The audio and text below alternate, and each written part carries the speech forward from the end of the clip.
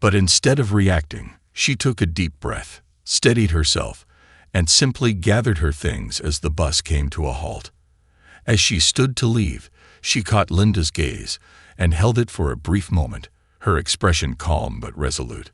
Linda averted her eyes, her face tinged with a mix of indignation and embarrassment.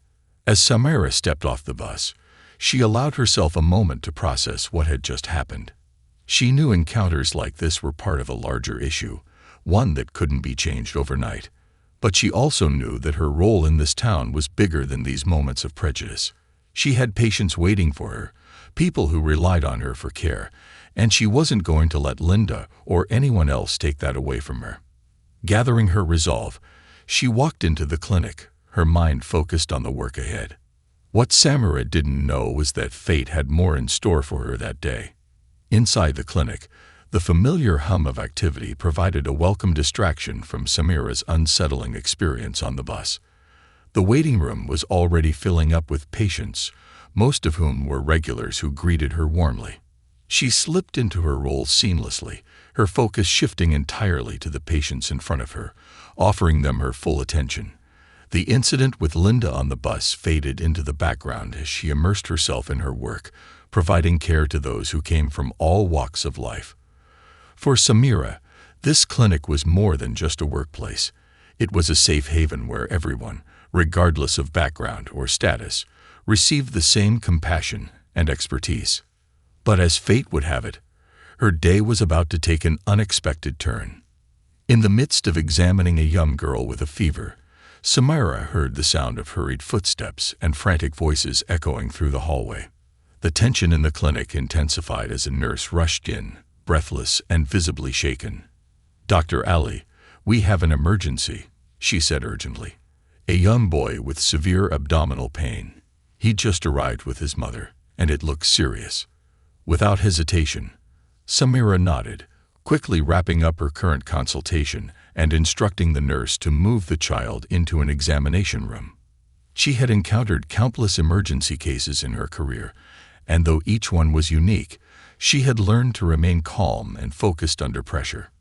As Samira made her way down the hallway toward the examination room, she caught sight of the boy's mother standing by the doorway, her expression twisted with worry and fear. It took her a second to recognize the woman. Linda, the same woman who had treated her with such contempt on the bus just an hour ago. The irony of the situation wasn't lost on Samira. Here was the woman who had shown her nothing but disdain, now standing helpless and in need of her assistance. For a split second, a flicker of hesitation crossed Samira's mind. But she quickly pushed it aside, her professional instincts taking over. This was an emergency, and nothing, not even Linda's behavior, would prevent her from doing everything she could to help.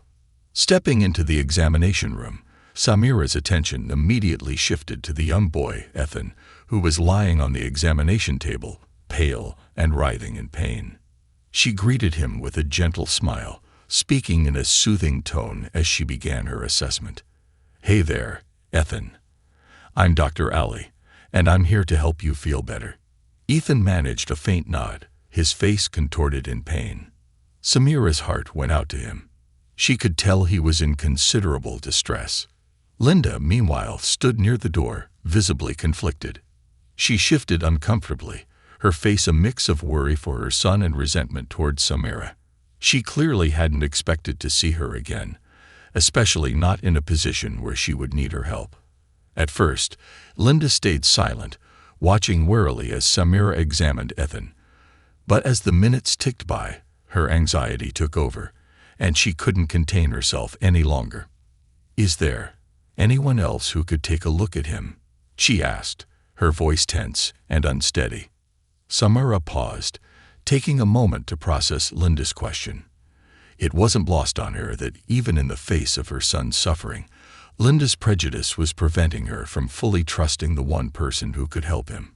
Keeping her voice calm and professional, Samira replied, "I'm the doctor available right now, and I assure you, I'm here to give him the best care possible." She met Linda's gaze, a hint of challenge in her eyes, daring her to refuse her help again. Linda's face flushed with frustration and shame, But she said nothing further, her fear for Ethan overriding her resistance. As Samira continued her examination, she quickly realized that Ethan's condition was more serious than initially thought. His symptoms pointed to a possible appendicitis, but there were other concerning signs as well. She decided to order an ultrasound to confirm her suspicions. While waiting for the technician, Samira stayed by Ethan's side, comforting him with gentle reassurances and keeping him calm. Despite Linda's cold demeanor, she could see the desperation in her eyes. Samira knew that, in Linda's mind, her own prejudice was battling against her maternal instincts, and it was a struggle that was written plainly on her face. When the ultrasound results came in, they confirmed what Samira had feared. Ethan had acute appendicitis, and his appendix was dangerously close to rupturing. Immediate surgery was necessary. Samira didn't waste a moment, briefing Linda on the situation with the same level of clarity and professionalism she would offer any other concerned parent. Ethan needs surgery right away, she explained, her tone calm but firm. If we wait too long, there's a high risk of his appendix rupturing, which could lead to severe complications. Linda's face drained of color as she processed the gravity of Samira's words. Her tough exterior crumbled, and she suddenly looked vulnerable, overwhelmed by fear for her son. Will he be okay?" she stammered, her voice barely a whisper. For the first time, there was a softness in her tone, a glimpse of genuine emotion that hinted at her deep-seated fear. Samira placed a reassuring hand on Linda's shoulder, her earlier feelings of resentment replaced by empathy. "We'll do everything we can to make sure he comes through this safely," she said sincerely. In that moment, Linda seemed to truly see Samira for the first time, not as a stranger or a symbol of her own prejudices, but as a skilled doctor dedicated to saving her son's life. A faint glimmer of gratitude flickered in Linda's eyes, though she seemed too overwhelmed to express it fully. The surgical team was assembled quickly, and Samira prepared Ethan for the procedure. Though she wasn't the one performing the surgery, she stayed nearby, monitoring the situation closely and making sure Linda was kept informed. For Linda, the next hour felt like an eternity. She paced the hallway outside the operating room, wringing her hands and casting anxious glances at the doors, hoping for any sign of reassurance. Each minute that passed seemed to weigh heavily on her, amplifying her guilt and fear. As she waited, Linda's mind drifted back to her actions on the bus that morning. She remembered the way she had judged Samira, the disdain she had felt, and the hurtful words she had muttered. And now, here she was, relying on that same woman to save her son. The irony of it all gnawed at her, filling her with a deep sense of shame. She had looked down on Samira without knowing a single thing about her, assuming the worst based on nothing but her own ingrained biases. The realization was painful, but it also brought a clarity she had never experienced before. In that moment, Linda understood the depths of her own prejudice, and the thought left her feeling hollow. After what felt like an eternity, the surgeon finally emerged from the operating room with a relieved smile. "The surgery went well," he announced.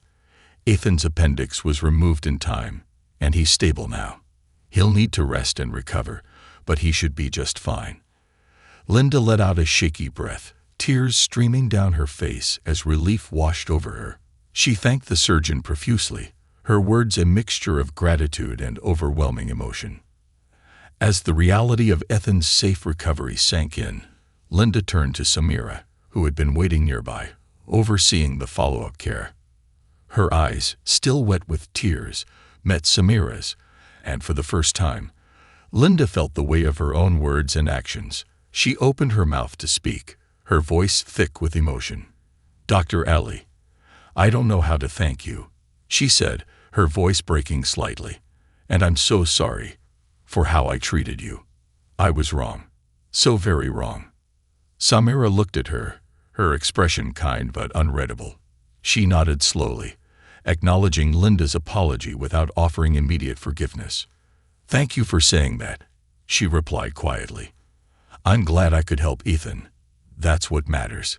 With that, she excused herself, leaving Linda to process the moment on her own.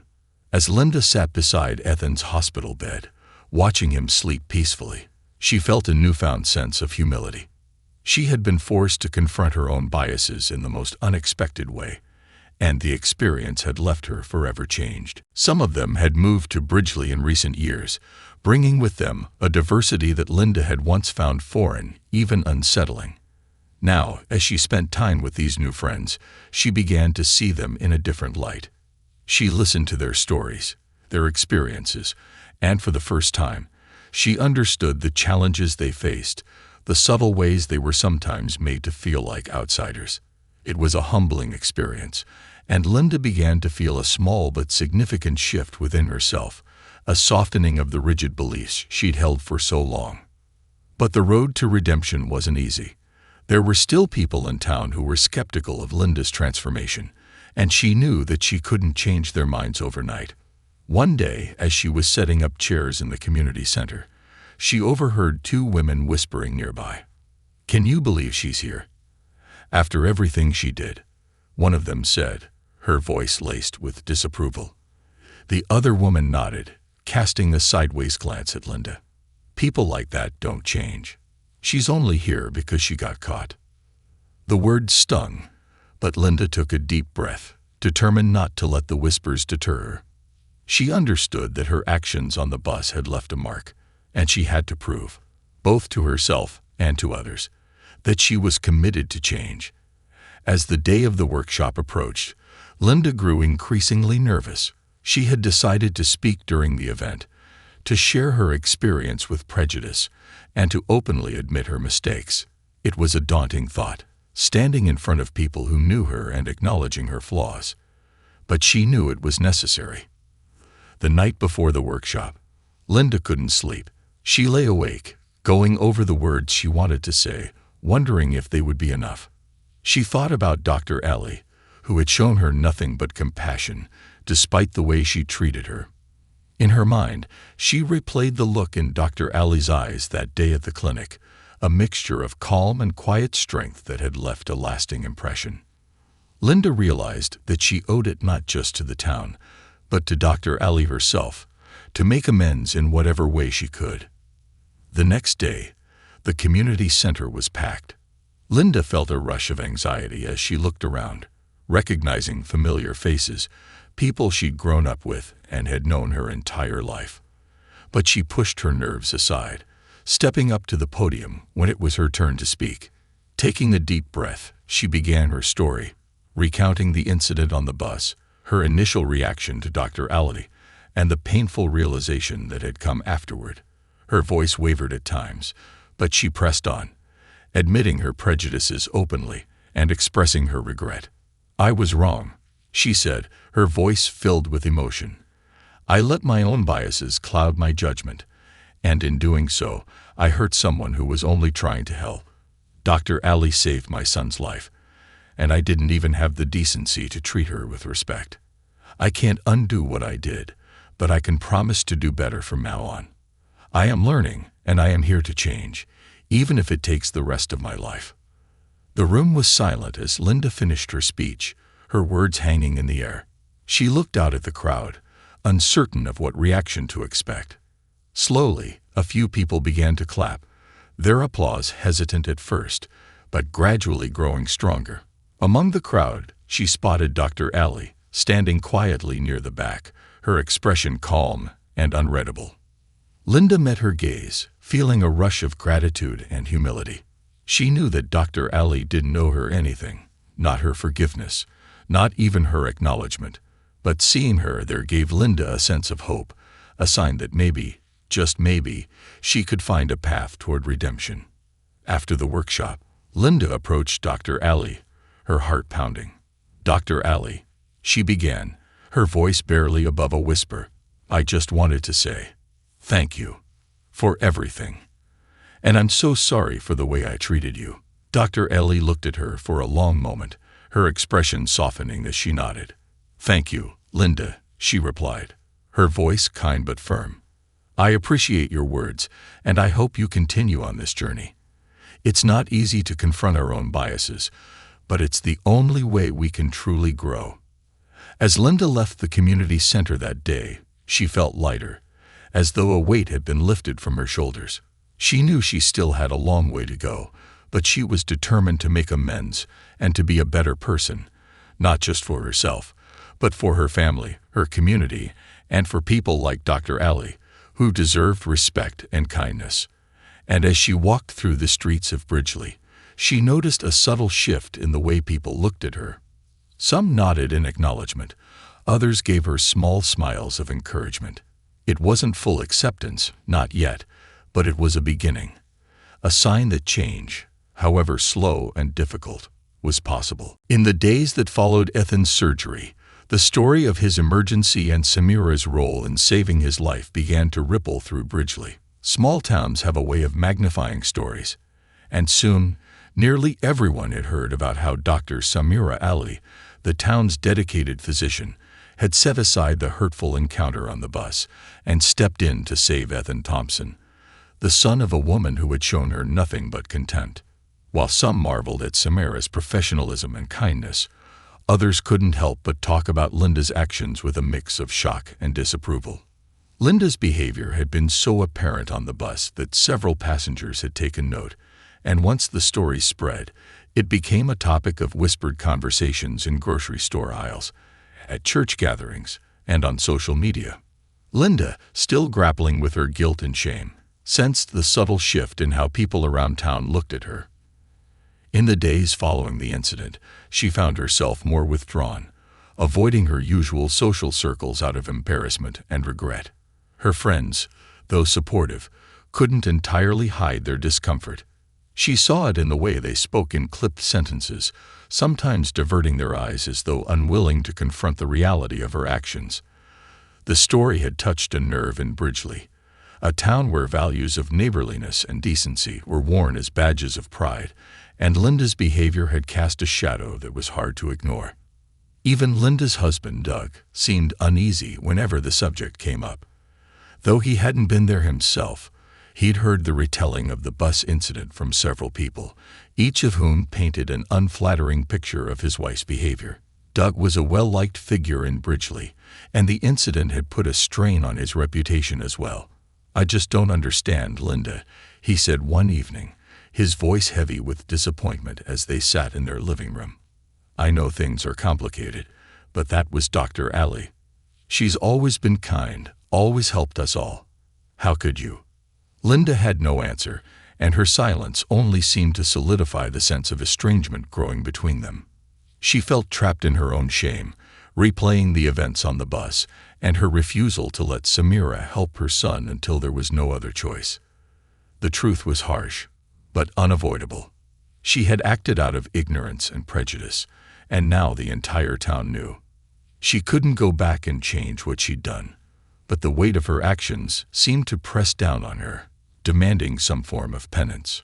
One morning, desperate to break free from the confines of her shame, Linda decided to visit the community center. The center was known for hosting programs on tolerance and diversity, though she had never thought to attend one before. As she walked in, she was greeted by old neighbors and acquaintances, some of whom offered her sympathetic nods, while others gave her glances that lingered just a second too long, a subtle reminder that they knew what she had done. Steeling herself, Linda approached the front desk and spoke to Margaret, the coordinator of the diversity workshops, asking if she could volunteer to help with the next program. Margaret was initially taken aback. She had heard about the bus incident too, and Linda's sudden interest in diversity work seemed out of character. But Linda was persistent, her voice steady as she explained her intentions. "I know my actions have hurt people, Margaret. I acted out of ignorance, and I don't want that to be who I am. I'd like to learn. I'd like to help." Margaret studied her for a moment, seeing the sincerity in Linda's eyes. Slowly, she nodded, understanding that Linda was not just here to check a box or to ease her own guilt. She was genuinely seeking a way to change, to undo the harm she had done, if even by a small fraction. As Linda began helping with preparations for the upcoming diversity workshop, she found herself surrounded by people who were from backgrounds different than her own. Linda's journey toward redemption continued as she immersed herself in the community center's work on diversity and inclusion, each day chipping away at the walls she had once built around herself. She attended workshops, listened intently to guest speakers who shared their experiences with prejudice and discrimination, and volunteered at events that brought together people from different backgrounds in Bridgeley. These moments were both eye-opening and humbling, as Linda confronted her own biases and saw the subtle but significant ways in which others in the community had faced struggles far different from her own. Each story, each personal encounter, added another layer to her understanding, gradually expanding her empathy and deepening her commitment to change. Linda's dedication did not go unnoticed, but her newfound passion was met with mixed reactions. Some people in town, particularly those who had known her for years, were skeptical of her intentions. Rumors circulated, with some accusing her of only putting on a show to alleviate her guilt, while others questioned whether her change was genuine or simply a way to salvage her reputation after the bus incident had become public knowledge. These whispers stung, but Linda pressed on, aware that trust and acceptance couldn't be won overnight.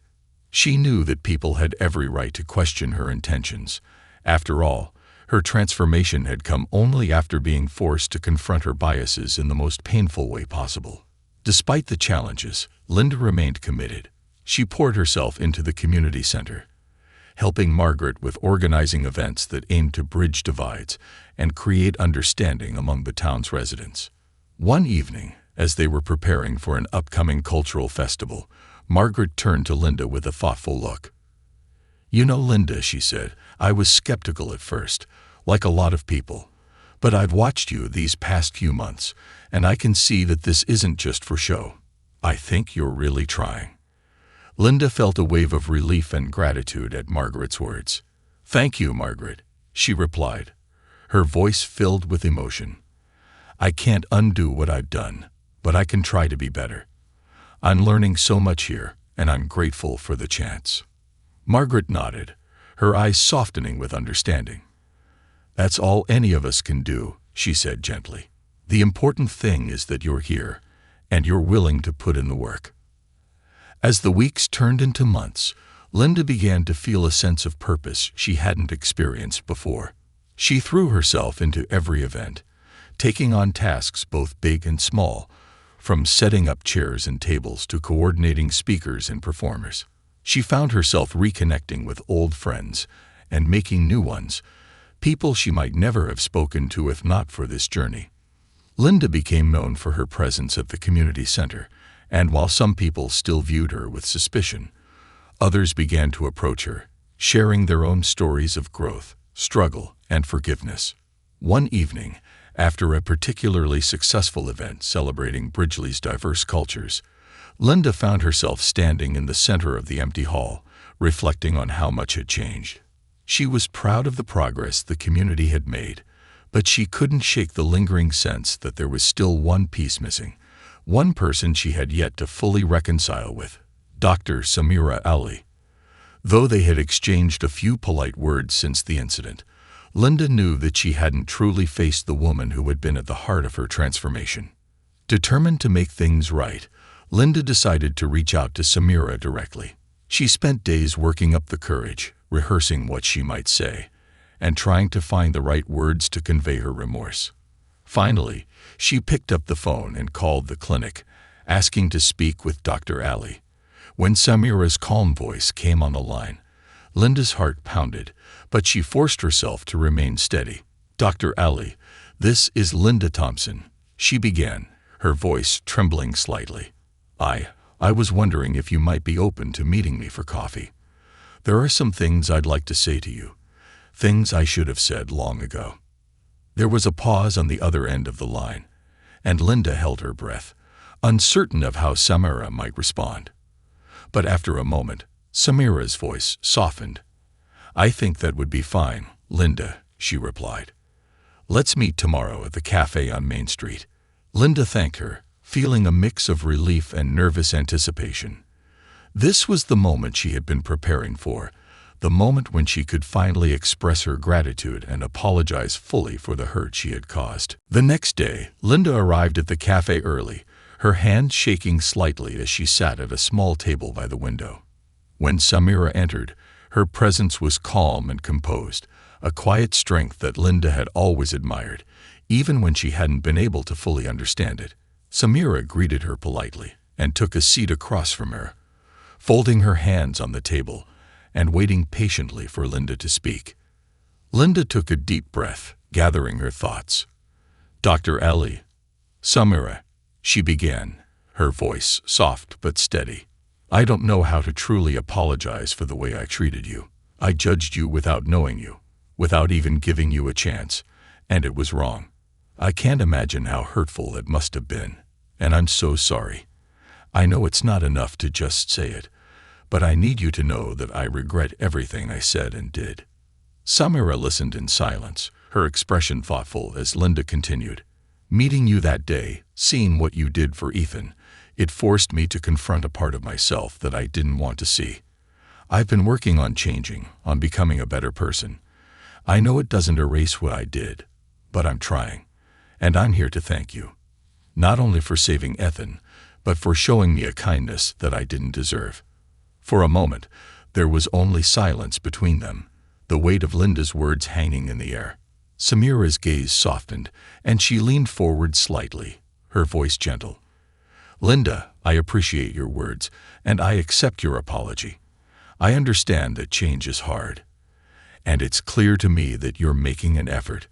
What matters most is that you're willing to learn and grow. We all have our flaws, our biases, but acknowledging them is the first step toward truly understanding one another." Relief washed over Linda, and she felt a warmth spreading through her chest, a feeling she hadn't experienced in months. "Thank you, Samira," she said, her voice filled with gratitude. "I promise to keep learning, to keep working on myself. This experience has opened my eyes in ways I never imagined."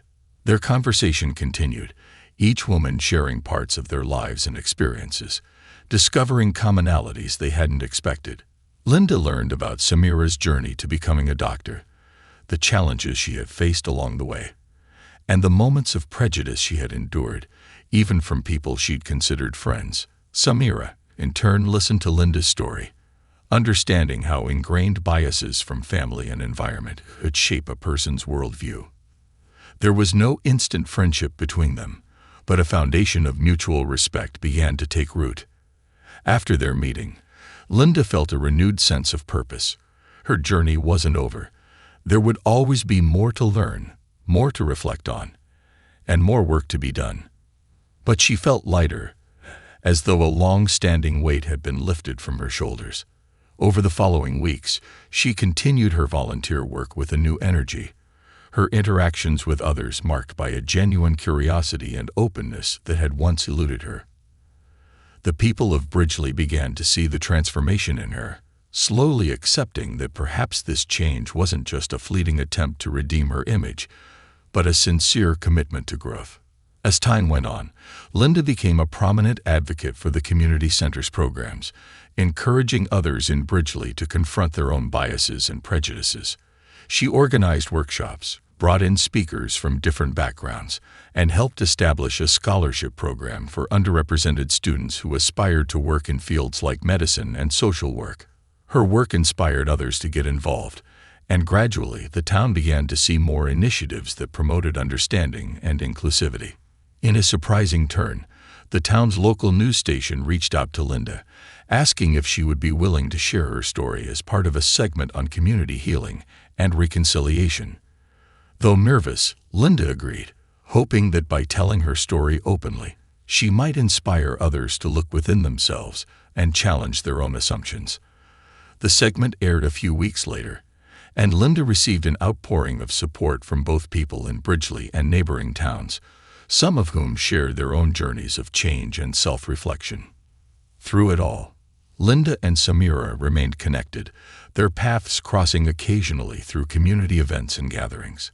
Their relationship, while not close, was built on mutual respect and a shared understanding of the power of forgiveness and the possibility of redemption. Samira, though reserved, continued to support Linda's efforts, recognizing that her journey could serve as a powerful example for others who might still be harboring their own unexamined biases. By the end of the year, Bridgeley was a town transformed. The community had come together in ways Linda never would have thought possible. People of different backgrounds and perspectives mingled openly, working side by side to create a more inclusive environment. Linda, once at the center of controversy, was now a symbol of change, a testament to the idea that it's never too late to confront one's own biases, to apologize, and to strive for a better version of oneself. As she looked back on everything that had transpired, Linda felt a profound Linda had come a long way, yet she knew her journey was far from over. Though her apology to Samira and her efforts in the community were steps toward redemption, she remained deeply aware that personal growth was a lifelong commitment. Bridgeley had indeed changed. The workshops, discussions, and events she helped organize sparked a shift, leading people to confront their biases, build bridges, and foster understanding across previously unacknowledged divides. Linda was proud of the role she had played in this transformation, but she understood that this new sense of unity was delicate and required constant nurturing. One day, as she was preparing for a community potluck designed to celebrate Bridgeley's diversity, Linda received a call from the local high school principal. He invited her to speak at an assembly on the topic of prejudice and personal growth. Linda hesitated at first. Though she had become more comfortable sharing her story with adults, speaking to teenagers felt daunting. She worried that they might judge her or be dismissive, and the thought of facing their scrutiny left her feeling vulnerable. But after a moment's reflection, she agreed, realizing that perhaps this was exactly the audience she needed to reach. If she could help even one young person recognize and challenge their own biases, the discomfort would be worth it. The day of the assembly arrived, and Linda found herself standing in front of hundreds of high school students, their faces a mixture of curiosity, boredom, and anticipation. Taking a deep breath, she began to speak, sharing her journey with raw honesty. She described her upbringing, the subtle biases she had absorbed over the years, and the painful moment on the bus when those biases had surfaced in full force. She spoke about how her prejudice had nearly cost her the chance to save her son, and how Samira's kindness and professionalism had forced her to confront the ugliest parts of herself. "When I looked at Dr. Ali that day," Linda said, her voice steady yet emotional, "I didn't see her for who she truly was. I only saw the stereotypes and judgments that I had been taught, consciously and unconsciously. I thought I was better than that. But the truth was, I wasn't. I was a product of my biases, my ignorance. But Dr. Ali showed me that it's never too late to change, and that sometimes the hardest thing to do is to look in the mirror and face what we don't want to see about ourselves." A hush fell over the auditorium as Linda continued, her words resonating deeply with many of the students.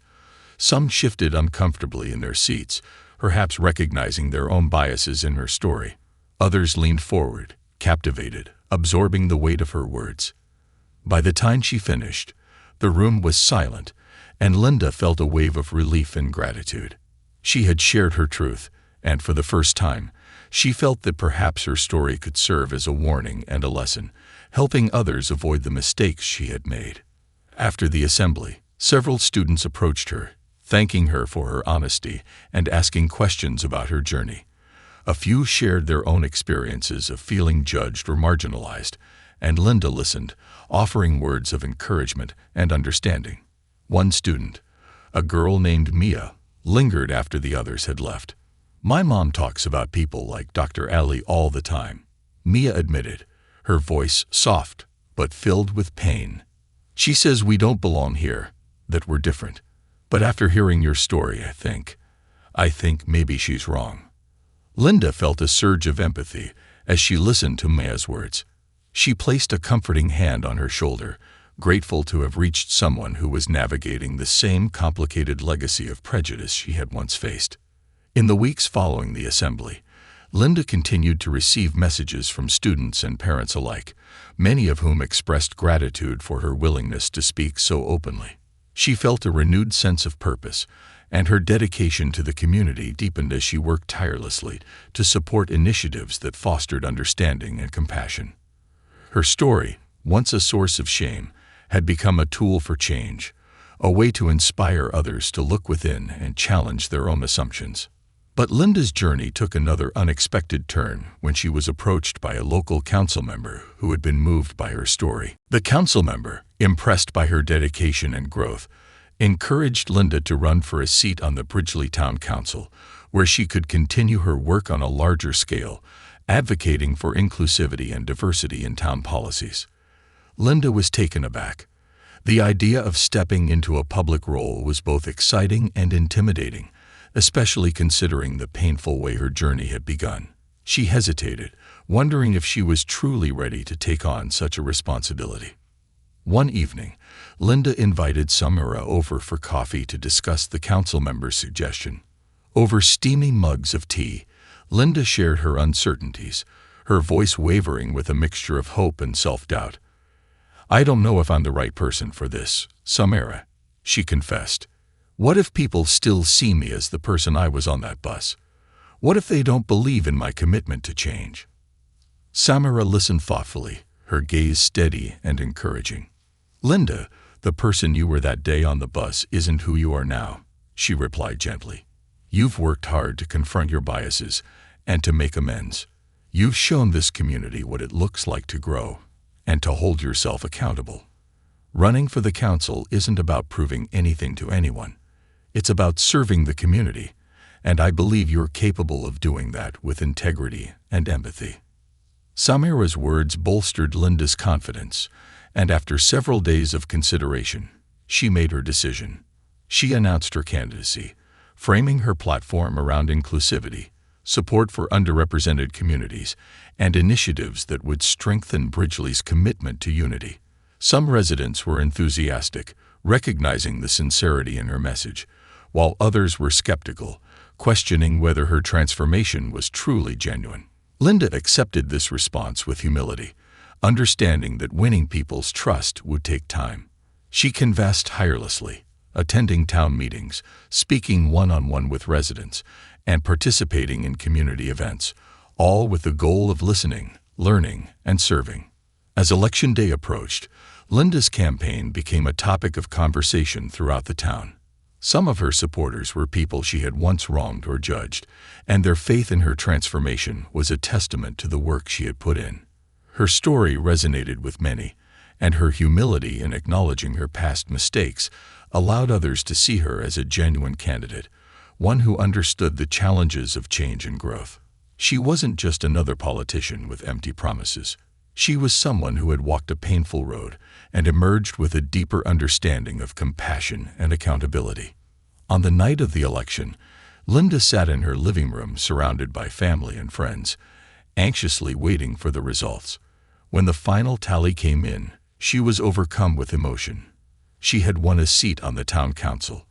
The journey from that fateful day on the bus to this moment had been long and arduous, filled with introspection, apology, and the relentless pursuit of change. Her heart swelled with gratitude as she thought about the community that had given her a second chance, and she felt a deep sense of responsibility to honor that trust. In her new role, Linda immediately set to work, proposing initiatives that promoted equity and understanding. She advocated for policies that supported diverse hiring practices, created cultural exchange programs in the schools, and established a community liaison committee to address issues of discrimination and inclusivity. Her presence on the council became a symbol of change, and her story served as a reminder that transformation was possible for anyone willing to confront their own biases and work toward a better future. Over time, Linda's leadership began to inspire others to examine their own assumptions, and Bridgeley grew into a town that openly celebrated its diversity. The community center became a hub of connection and learning, and Samira's clinic thrived as more people felt comfortable seeking care without fear of judgment or prejudice.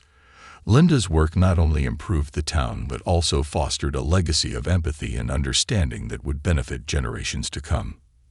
Though Linda knew that her past would always be a part of her story, she no longer saw it as a source of shame.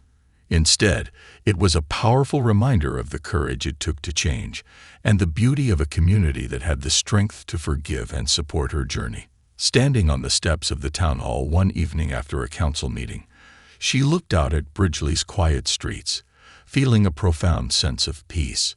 She had found her purpose, one that had been born from her darkest moment and transformed into a light that now guided her and others toward a brighter, more inclusive future. Months turned into years, and Linda's influence on Bridgeley continued to grow, her presence on the town council leaving a profound mark on the community. Her initiatives had taken root, creating lasting change that reshaped the town's identity. Bridgeley became known not only for its scenic streets and small-town charm, but for its commitment to inclusivity, tolerance, and compassion. The programs Linda had introduced brought people together in ways they hadn't imagined possible. Festivals, interfaith events, and cultural celebrations blossomed, and residents took pride in the rich diversity that had once gone unacknowledged. Linda had transformed from a figure of controversy into a beacon of change, her story a reminder of the power of redemption and growth. One of her proudest moments came when the town hosted its first Unity Gala, an event celebrating the collective progress toward understanding and acceptance. The gala was the culmination of years of hard work, attended by residents from every part of Bridgeley, as well as visitors from neighboring towns who had heard of Bridgeley's journey. Linda, who had spearheaded the event, watched in awe as people of different backgrounds mingled and laughed together, bridging gaps that had once seemed unbridgeable. Standing by the stage, she reflected on how far they had come, the community's transformation mirroring her own. As she stood there, lost in thought, Linda felt a gentle tap on her shoulder. Turning, she saw Samira, dressed elegantly for the evening, her warm smile offering comfort and camaraderie. Over the years, Samira and Linda's relationship had evolved into a bond rooted in mutual respect and shared vision. They often found themselves working side by side on various initiatives, and though they had never become close friends, they had forged a connection that transcended words. They both knew that their shared experience had created a ripple effect, touching lives across the town and beyond. "I just wanted to say, thank you, Linda," Samira said, her voice soft but resolute. "What you've done here, it's incredible. I'm so proud of you and of this town. It's everything we once hoped for, isn't it?" Linda felt her heart swell, gratitude and humility washing over her. "Thank you, Samira," she replied, her voice filled with emotion. "None of this would have happened without you. If you hadn't shown me compassion and held me accountable, I don't know where I'd be. This is as much your victory as it is mine." The two women stood in comfortable silence, taking in the lively scene before them. The room was filled with music and laughter, with people of all ages and backgrounds dancing, chatting, and embracing one another. It was a powerful testament to the resilience of the human spirit and the possibility of change. For Linda, it was the culmination of years of introspection, hard work, and determination to leave behind the person she once was. As the night wore on, Linda was approached by a young man named Marcus, a recent high school graduate and one of the recipients of the scholarship program Linda had established to support underrepresented students. Marcus had grown up in Bridgeley and had long felt the weight of being one of the few minority students in his school. He was heading to college soon, and his scholarship would allow him to pursue a career in medicine, a dream inspired by Dr. Ali's impact on the community. "Miss Thompson, I just wanted to say thank you," Marcus said, his eyes shining with a mix of gratitude and excitement. "This scholarship, it's changed my life. I don't know if I could have done this without it, and I'll always be grateful." Linda was touched, her throat tightening with emotion as she listened. She had never imagined that her efforts would one day help shape the lives of young people like Marcus, and it reinforced her belief in the importance of her work. "You deserve every opportunity, Marcus," she said, her voice thick with pride. "Go out there, make your mark, and never forget where you came from. You're a part of Bridgeley's story now, and we'll be cheering you on every step of the way." As the Unity Gala came to a close, Linda felt a profound sense of fulfillment, knowing that the seeds of change had taken root in ways that would last for generations. The town council, once a place focused on routine issues, now tackled initiatives that encouraged diversity, support for marginalized communities, and resources for those in need. Linda's role on the council allowed her to work closely with schools to implement curriculum changes that educated young people on tolerance, history, and the importance of inclusion. Under her leadership, Bridgeley developed mentorship programs and outreach projects that fostered dialogue and unity, cementing the town's commitment to a more understanding and compassionate future. Despite her accomplishments, Linda remained aware that the journey was ongoing. She often met with residents who expressed differing views, some still resistant to the changes sweeping through Bridgeley. There were individuals who felt the town was losing its identity or becoming too progressive. Linda listened to these concerns with patience and empathy, understanding that not everyone could embrace change as readily. She knew that part of her role was to engage with these people, to foster understanding without dismissing their fears. She continued to work tirelessly, knowing that true progress required a willingness to confront both support and opposition with an open heart. One autumn afternoon, while she was out for a walk, Linda ran into a familiar face, Mary, a retired schoolteacher who had once been one of the town's most vocal skeptics. Mary had initially opposed Linda's candidacy for the council and had publicly criticized her transformation as insincere. Over time, however, Mary had seen the genuine nature of Linda's efforts and had attended several community events, each one shifting her perspective bit by bit. "Linda," Mary said, catching up to her with a smile, "I wanted to tell you something. I was wrong about you. I thought people like us didn't need to change, that our way of life was just fine as it was. But seeing what you've done, how much this town has changed, I realize now that I was wrong. Thank you for helping me see that." Linda was deeply moved, and she reached out to take Mary's hand, giving it a gentle squeeze. "Thank you, Mary," she replied, her voice filled with warmth. "It means a lot to hear that from you. Change isn't easy, but together, we're making something beautiful here." The encounter with Mary was a reminder of the power of patience and persistence. Linda had learned that transformation didn't happen overnight, that it required a continuous effort to build trust and understanding. Bridgeley's journey was a testament to the strength of a community willing to evolve, and Linda found herself more grateful than ever to be a part of it. In her personal life, Linda's family felt the effects of her transformation as well.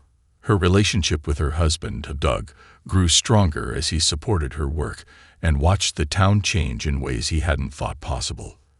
Her son, Ethan, now a teenager, often helped out at community events, his own life shaped by the story of the mother who had changed so profoundly. Linda's family became her strongest supporters, and she felt an immense pride knowing that her journey had impacted not only the town but the people she loved most. As Bridgeley flourished, Linda continued her work on the council, dedicating herself to projects that celebrated the town's unity and diversity. She became a mentor to others who struggled with their own biases, encouraging them to look inward, to embrace the discomfort of self-examination, and to find the courage to grow. Her story was no longer just a tale of redemption, but a beacon of hope, showing others that change, though difficult, was always within reach. One evening, as Linda closed up the community center after another successful event, she stood alone in the quiet hall, taking in the echoes of laughter and conversation that lingered in the air. She thought of the day on the bus that had changed everything, the moment of shame and awakening that had set her on this path. What had once been her deepest regret had become the foundation for something beautiful, something she had never dreamed possible. She turned off the lights, stepping outside into the cool night air, her heart full. Bridgeley was no longer just a place where she lived. It was a part of her, a town shaped by her mistakes, her growth, and her unwavering commitment to change. She walked down the quiet streets, feeling at peace, knowing that she had found her purpose, and that every step forward was part of a legacy that would endure long after she was gone. And as she looked up at the stars shining over Bridgeley, Linda knew that her story wasn't just her own anymore. It was the town's story, a story of redemption, resilience, and the boundless power of transformation. She hoped that someday, when people spoke of Bridgeley, they would remember not only the town's scenic charm, but the spirit of a community that had chosen to grow, to forgive, and to welcome all with open arms.